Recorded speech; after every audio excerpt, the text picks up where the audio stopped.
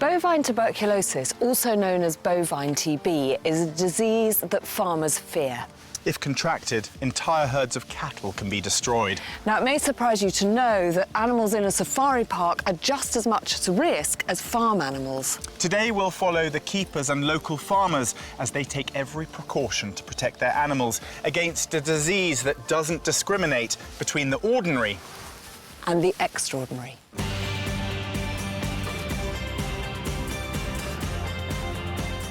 We're back today, bringing you all the latest stories from the park.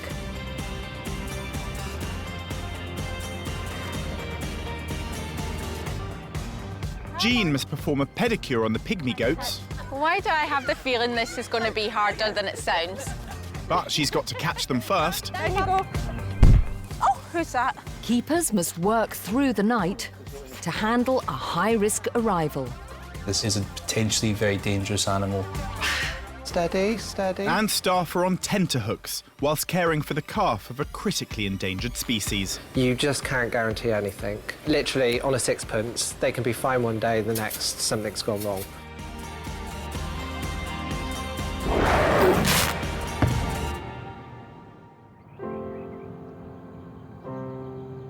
Parks such as Longleat are a sanctuary for animals under threat from extinction in the wild.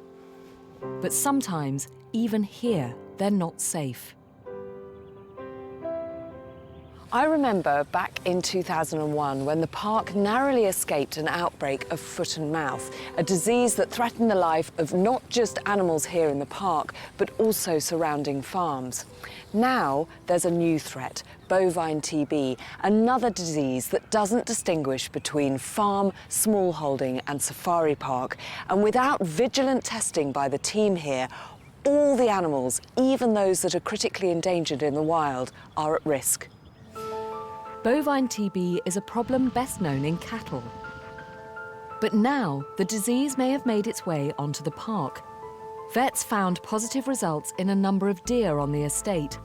But now keepers have no idea how far the disease might have spread.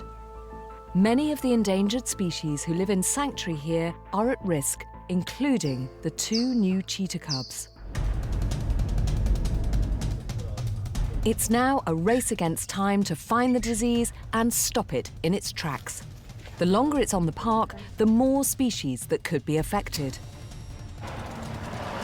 This series, we're following the biggest screening operation in the park's history.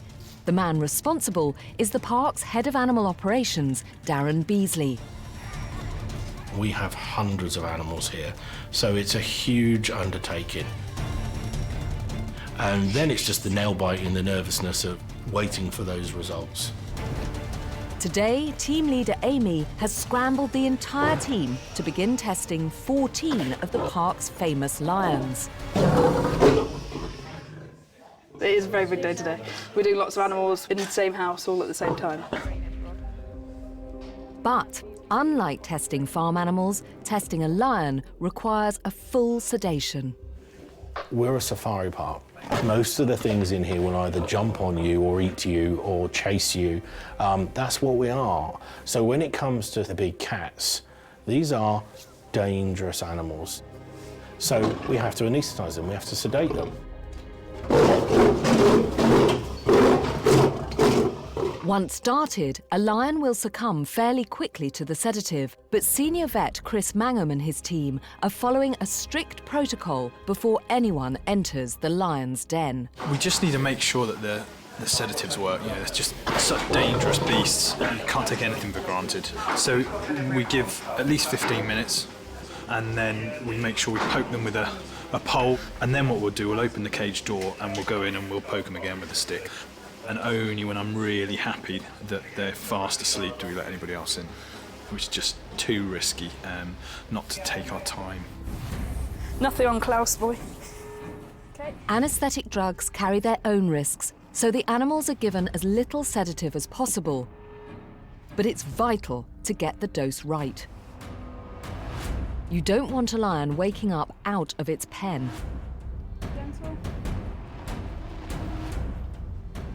180 kilograms of muscle, topped off with razor-sharp teeth, these cats are killers. Once they're under, the clock is ticking. There's big risks. Any time we knock out any animal, they might not come back round, which is the biggest one, really. The other risk is actually they do come back round when we're actually in there or we've taken them out to do the work. So we try to do it as quick as possible, and that's why we've got so many people here, all working together, all trying to do everything as quick as we can to get them back in. Screening is done by seeing how animals react to a controlled amount of TB bacteria. Now we're just TB testing them using the skin test, which basically involves measuring the skin on day 1 before we inject the samples. After 3 days, the same area is examined. If there's no swelling at the site, the animal is declared TB-free. But if there is a swelling, then the animal has tested positive. It must then be put to sleep.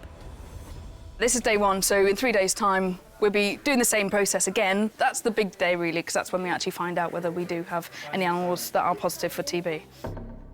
All the keepers can do now is wait. We'll return later to find out the results for this killer disease, which determines the future of the entire park.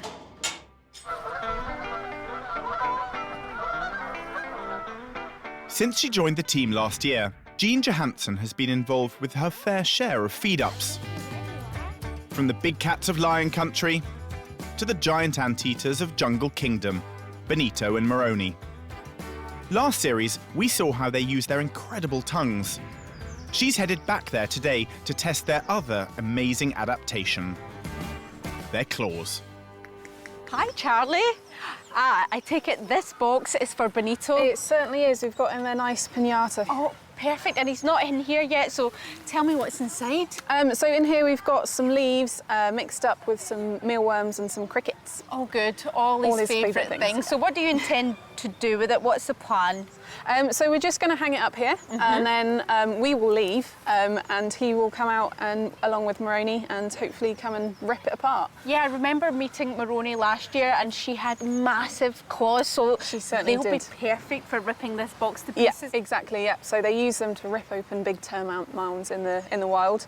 So hopefully we'll be seeing some of that behaviour with this box. Well, hopefully they're going to enjoy this. So should we get the box up there? Absolutely.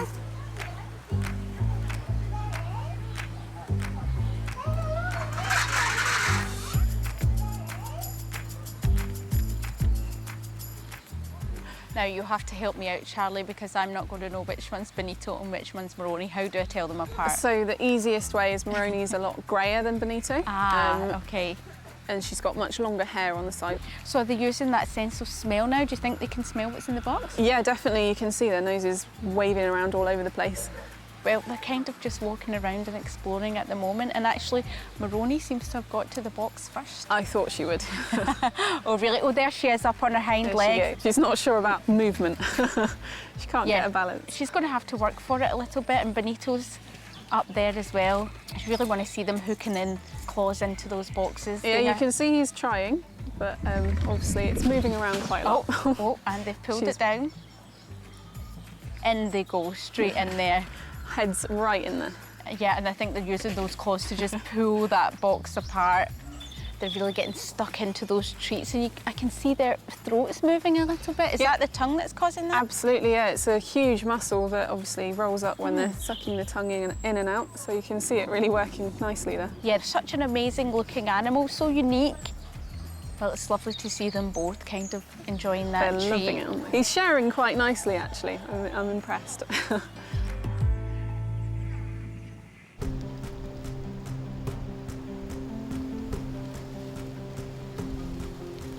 At this time of year when the weather isn't great, the fields in the African safari need time to recover from the heavy rainfall. It's at this point that the heavy-footed rhinos come down to the lower paddock to allow the fields to recover. But the rhinos need access to mud. Without it, their skin can become dry and damaged. So today, I'm joining Tina to give them a mud bath, my favourite. It's going to get a bit messy. Is it going to get a bit messy? Come on, let's get straight in. So we've got some mud here. Yep. Where's it? Where are we going to? Just in the crush behind us. So we've warmed it up, so it's nice and warm because it is cold weather. Yep. And this is the rhino you want. Okay. So who have we got here? This is Marashi. She's one of our adult females. Yep. So if you want to pull the lever there, pull the lever. This. And then this one. Yep. And then we just pull this bit down here. Yeah, there we go. And that's it, come Rashi. And she's going to come in there. That's it. And once she's in, just shut it behind her. She's a big girl, isn't she? She is, that's it. Good girl, Okay. Laboon, right there. There we go. Perfect. I'm desperate to get my hands So you muddy. just got to get your hands in Yeah. there. Nice big ball. Yep. And then... And where do we want it? All over? All over, yep.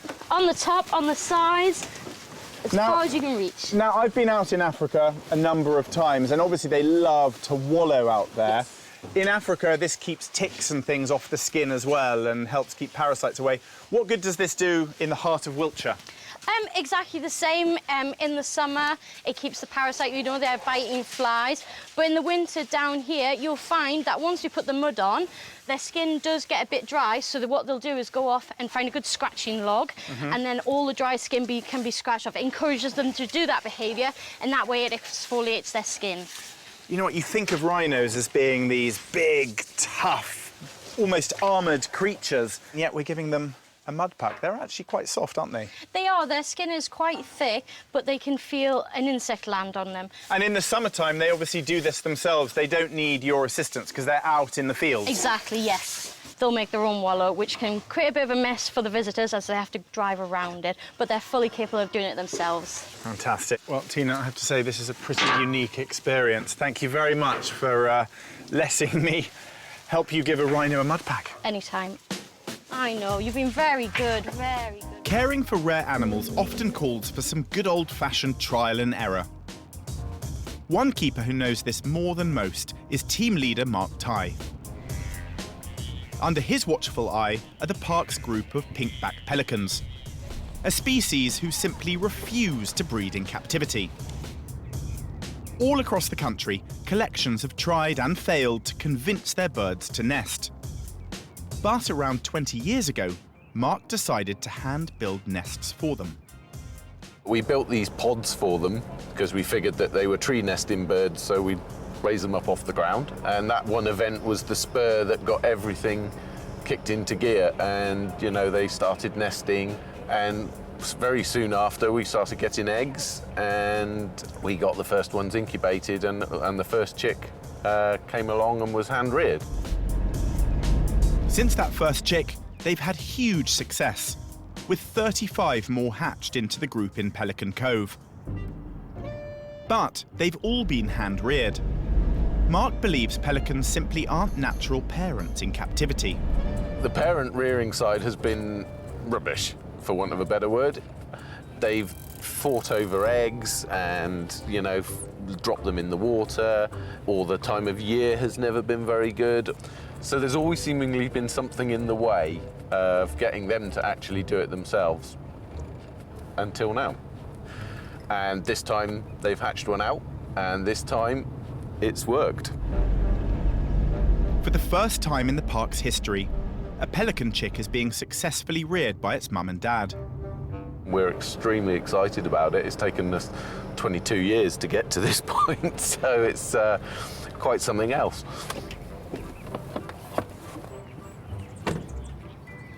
The chick is now 38 days old, and Mark is delighted with its progress. It's looking really good. Starting to stand just slightly. They do tend to just shuffle around when they're young, but it's now starting to put some pressure up on its legs, and has been feeding from the father this morning. The parents will actually just regurgitate whatever they've got. The chick will pick it up and help itself. As it gets bigger like it is now, it kind of forces the issue, and you'll see it going up round the side of the parent's beak and almost make the parent open the beak, and then it will be in. And the head will disappear down their neck, and you'll see them pulling out bits of fish and everything, so it's quite dramatic to watch. Mark's hoping that successful parenting here will catch on. I'm just delighted because all the other birds now within the group are seeing this bird rearing next door. They're learning from that, so hopefully as the future goes on, we won't have to hand rear hardly any, but the parents will hopefully all do it themselves.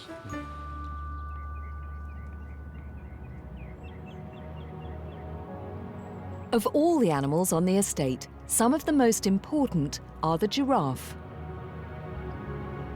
These are Rothschild giraffe, one of the most endangered species with less than 700 left in the wild. Over the past 50 years, the park has made an extraordinary contribution to the world population, with 121 calves born here. Last year, when a heavily pregnant Ella started showing signs of being in labour, the keepers used a small video camera to bring us exclusive footage of the nerve-wracking event. Well done. A couple of really good pushes and it'll be out. Okay, so that's another good push.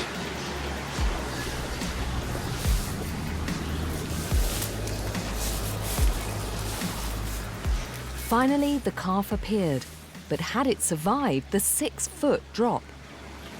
We just need movement. As the moments ticked by, the calf showed no signs of life.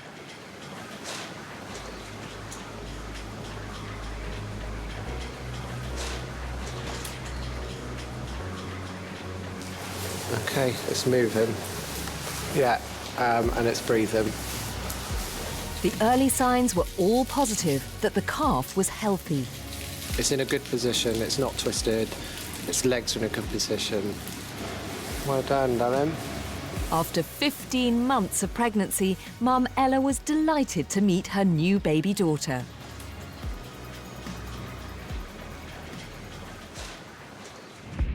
This year, there's another new addition to the herd.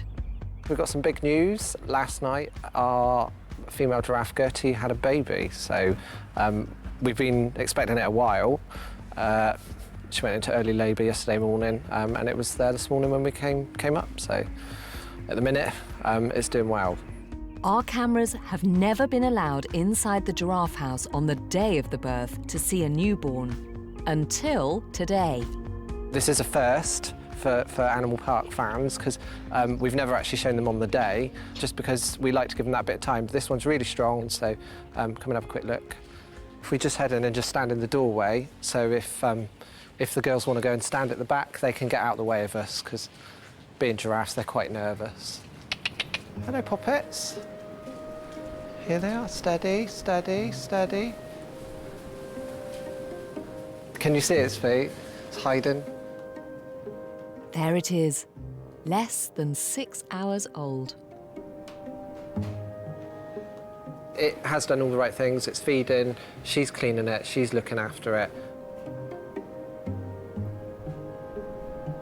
A newborn in the giraffe house means Keeper Dan is on red alert. Despite their size, these calves are very fragile, and a lot rests on the next few weeks. If there's one thing I've learned in my time being here, you just can't guarantee anything. Literally, on a sixpence, they can be fine one day, the next something's gone wrong. So it is just a day-by-day thing. But at the minute, everything is going the right way. For now, the big question is, boy or girl? I do think it's a boy, so if it's a girl, I'm going to look very silly. But he'll grow up to be as naughty as the rest of them, I'm sure. I'll be back later to find out how he, or she, is getting on.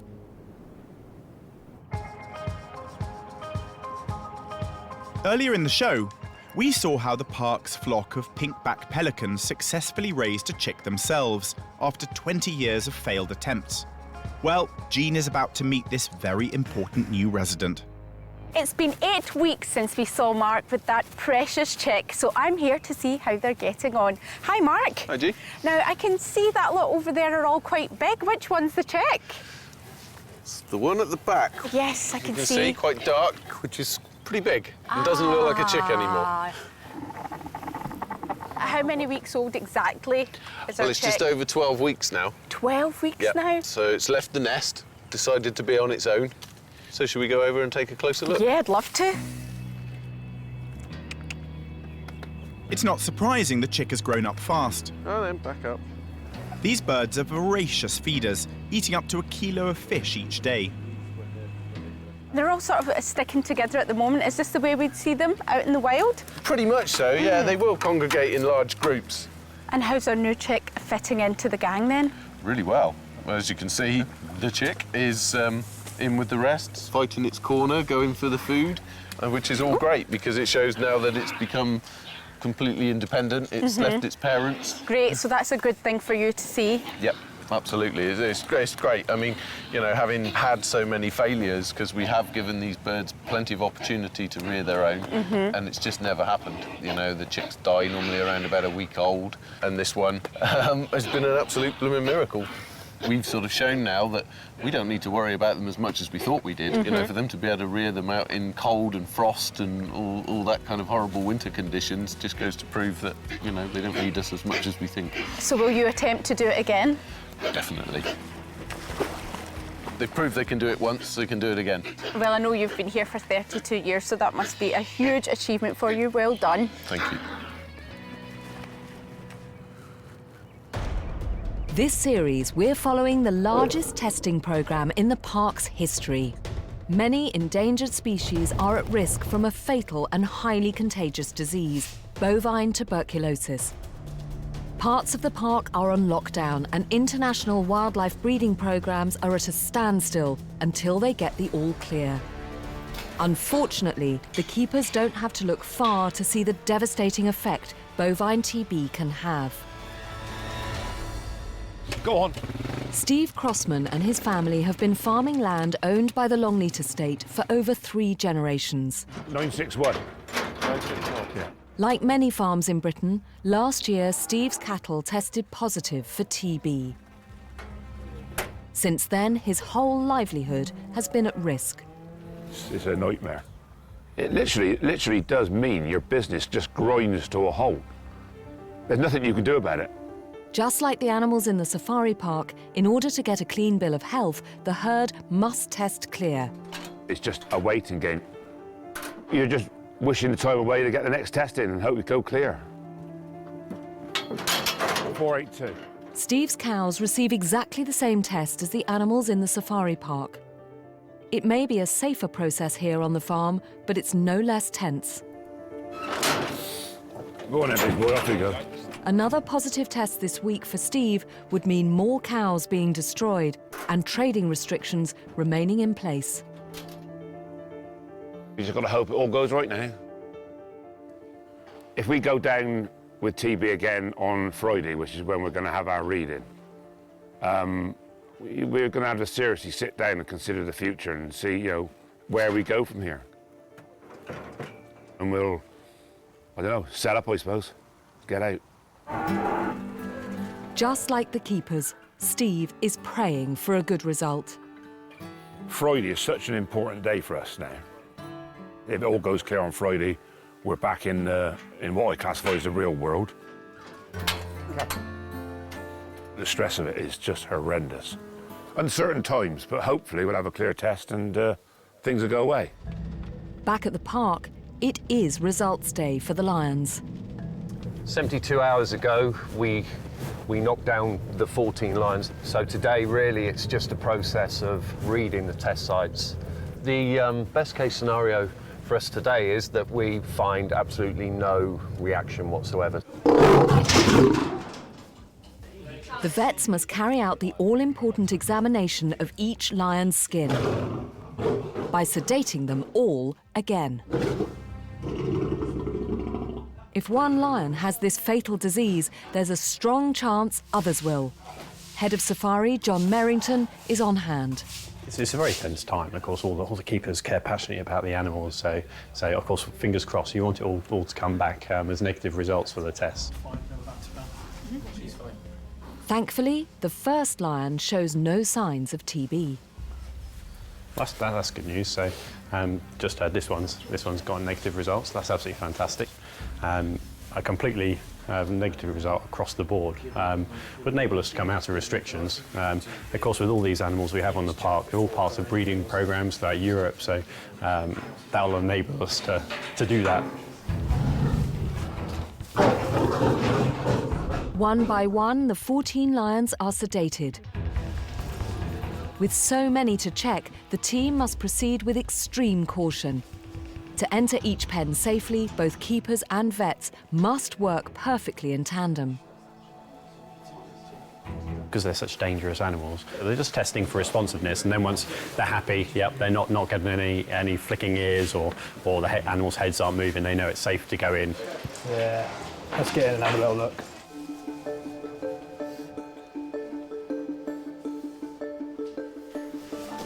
It's looking good. Halfway through, and each lion is testing negative for TB. Yeah, that's clear as well. He's clear. So let's hope it continues. So far, so good. Okay. It's 12 now. Yeah, that's fine. Fine. Yeah, another pass. In fact, none of the lions were positive. It's a huge relief. That's fantastic news for today. However, that is only a third of the way through our entire carnivore collection. So very apprehensive still, very nervous because we've still got the others to come back. Later in the week, testing continues across the park and farm. But when disaster strikes, what will the consequences be for all involved?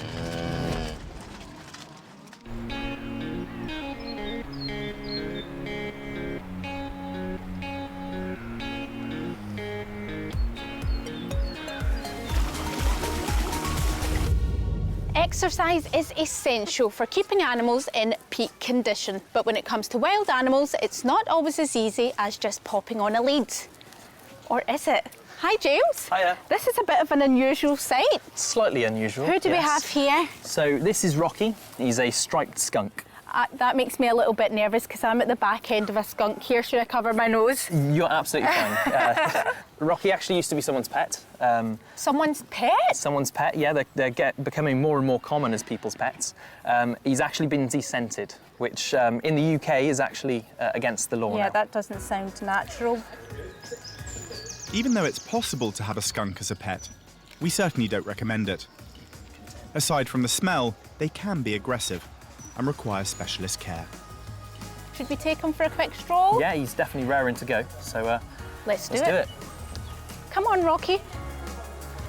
And does he like to get up to some quite fast speeds? This is close to top speed, so it's more of just a waddle along. He will go wherever he likes, basically, so really he's walking you. So yeah, I actually can feel him just tugging me a little bit there, and I have to say, this is one of the strangest animals I've ever taken for a walk.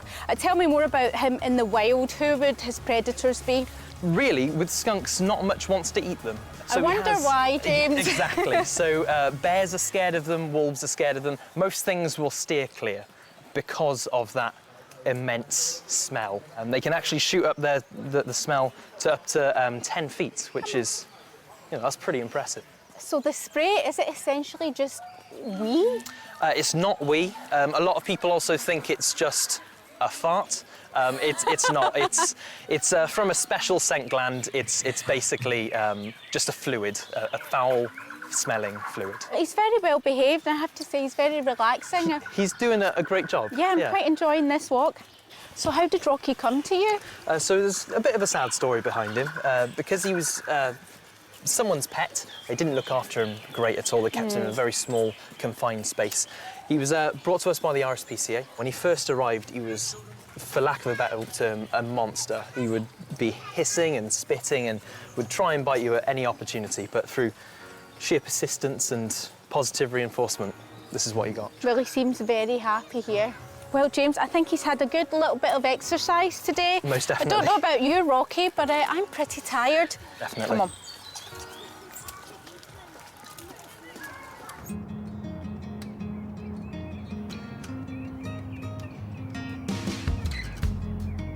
The park is increasingly involved in the conservation of rare and endangered species.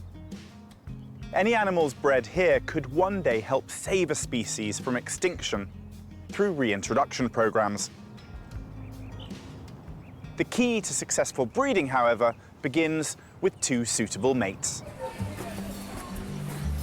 Tim has been looking after two extremely important individuals for the past 6 years. Oh! So these are binturong. So we have two males here. We have Tylo and Namtok, brothers. So Tylo here is the one with all the grey flecks in his fur, and then Namtok there is black and has a little white patch just on his chest. The binturongs live in Jungle Kingdom. This part of the park has thankfully tested free from TB, so they can still be an active part of an international breeding programme. The binturong is under threat of extinction in the jungles of Southeast Asia. Binturong are arboreal, so they kind of live in the treetops. So they are very, very good at climbing. They've got a few things that help them climb. They have really sharp claws, which helps them climb up trees. They also have this amazing tail, really long tail. It's normally about the size of their body, and it's prehensile, so that means that it can grab things. It's a bit like a fifth limb, so they can grab onto branches. They can even hang from it as well, if they want to. Their numbers are decreasing at an alarming rate. Over the last 30 years, there has been a 30% drop in the population. To do their bit for conservation, big changes are due to take place tonight. One of our boys will be leaving us. We'll be going somewhere in the Netherlands, and then we'll be getting a female from France. Namtok is leaving, and Tylo will remain to be paired with the new female. The brothers have been together all their lives. For such endangered animals, it should be a time of celebration. But Tim knows they have never been separated. You can see how comfortable they are, and they are used to each other's company. This is what they do a lot of the time when it's sunny, is they sunbathe together. They just lie on each other, make themselves comfortable, and enjoy the sunshine. But, you know, it's for the best. These guys are vulnerable, so it is quite important that, you know, they have a captive breeding program. So as hard as it may be to separate them, they will be going on to better things. After a long journey, the female binturong is getting close. This bittersweet exchange will happen after dark. Security to Animal Venture, that's your binturong transporter arrived. That's great news. We'll come out now. Thank you very much. Just a word of caution that obviously, as you're all aware, this is a potentially very dangerous animal. So we want to try and make sure this happens as smoothly as possible. So I'm hoping it's just a case of unloading and straight into the crate, but do obviously watch your fingers, make sure that you keep your exits guarded and have somebody at your back just to make sure that it's all nice and smooth. Little is known about the new arrival other than her name, Arabella. Female binturongs are on average 20% bigger than the males. Experts have paired her with Tylo, but no one can guarantee, of course, they'll get on. Oh, look at you, princess. You're beautiful. It's okay, sausage. It's okay. With Arabella unloaded, the time has come for Tim to bid farewell to Namtok. They've worked together for 6 years. Well done. It's all right. Going to a nice place. We'll travel safely. Namtok, we'll miss you. Good boy. See you soon.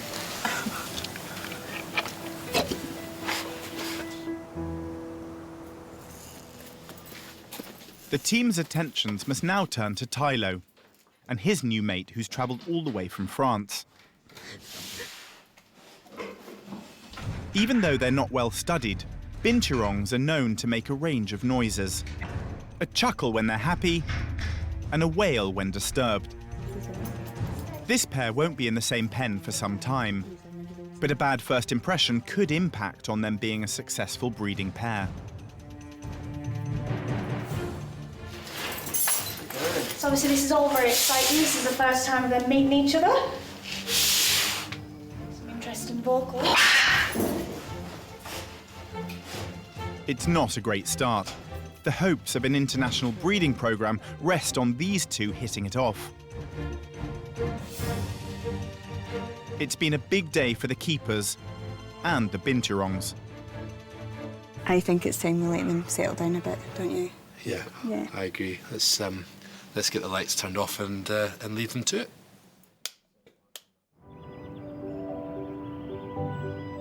The park is home to some pretty ferocious animals, both large and small. Yes, these are the park's 9 pygmy goats, and living amongst them is the notorious Bubble. Probably the least friendly goat in Wiltshire, possibly the world, Or maybe she just doesn't like being filmed. In their native Africa, their hooves get worn down in the arid terrain. But here, they need a bit of help, and it's keeper Tina's job to give them a pedicure. Today, Jean is helping her out. So the first thing we have to do is pretty much catch them. This is Piglet, who we're going to do. She's the creamy-looking one. We kind of just have to pick a corner, work as a team, and if she comes near you, don't hold back, go for the horns, all right? Try not to pull her hair. She will forgive you. But she's got tiny little horns there. How am I supposed to get hold of them? Practice, Right, you know. OK. So if we head down, so we'll go for that corner over there. So they're heading up. And we're trying to catch Piglet. Why do I have the feeling this is going to be harder than it sounds? She's coming over. Right, come on. So if you want to... This is never going to happen. Come on. Come on. Down you go. Down you go. That's it. Come. Go, go, go. Oh, who's that? You nearly had her. I nearly had her. Come on, Piglet. Out you come. Don't be shy. It's pedicure time. That's it, well done. That's perfect. This is not hurting her at all, is it? This is the right way to move them about. We always have a couple of people. How often do you girls do this? Every 4 to 6 weeks, really, to be honest. So why do you have to cut their hoofs so often? If we don't cut them, it causes them to be unbalanced on their feet, which means they're more likely to walk on their heels, which can cause a lot of problems later on. What tools do we need?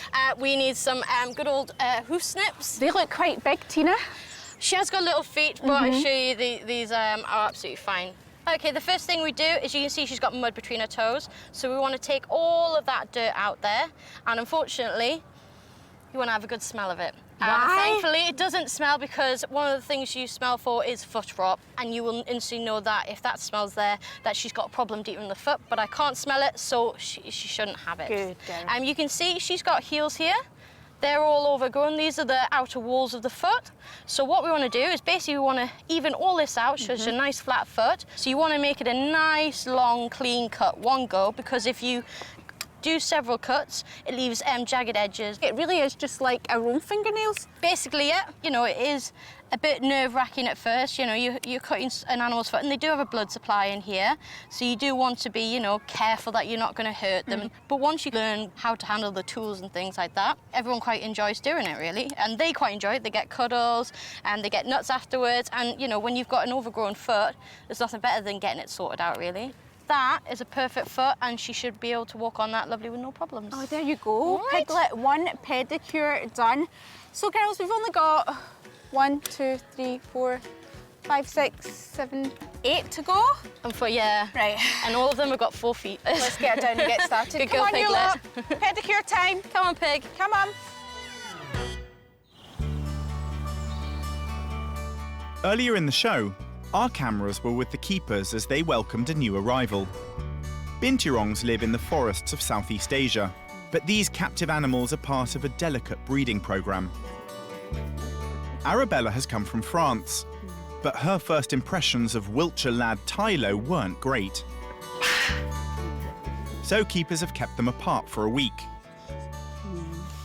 It's really important we take our time with this process. Binturong, they're not very common. We've never done this before, and we're not going to take any chances. Put them in together straight away, and they didn't like each other. It could end quite badly. Refusing to give up, Tim has been reading what little information there is on Binturong courtship. And it seems actions could speak louder than words. He's been using our cameras to keep a close eye on their body language. So this footage is a great chance for us to see how they are, so it'll give us a good indication of what they're going to be like in the future, so it's really important to see that they are getting on, basically. Recently, he's noticed some encouraging behaviour. So even now, they're interacting at the top end of the mesh. You see she's turned upside down. By turning upside down, Arabella's allowing Tylo to smell her. They're very scent-based animals, and it looks like he's sniffing her scent glands, basically. They have a very unique scent. It smells like freshly cooked popcorn, and scent plays a big role in courtship and mating.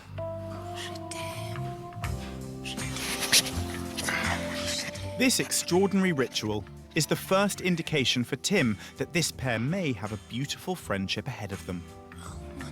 Tyler's been chuckling a lot.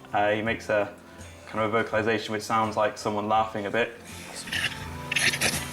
It's a good sound, basically. It means he's happy, he's interested, and he's showing a lot of interest in her.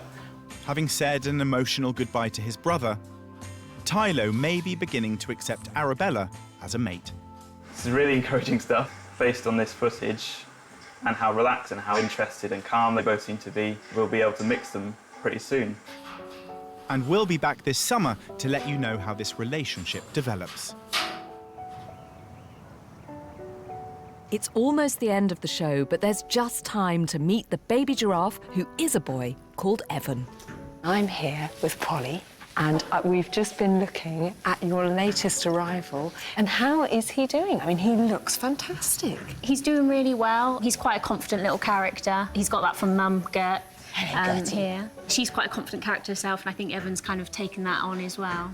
And how is he fitting in with the rest of the group? I mean, look, here he is. He's like, I want to steal the limelight. Yeah. Do the rest of the group tend to be quite respectful of a youngster? It depends on the characters in the group. Quite often, the other calves that are maybe a year old or so, sometimes they get a little jealous, right. Or they want to assert themselves over the new ones. But generally, they want to have a sniff, and they're quite respectful. It's just, in the instance, if the new calf looks for milk yes.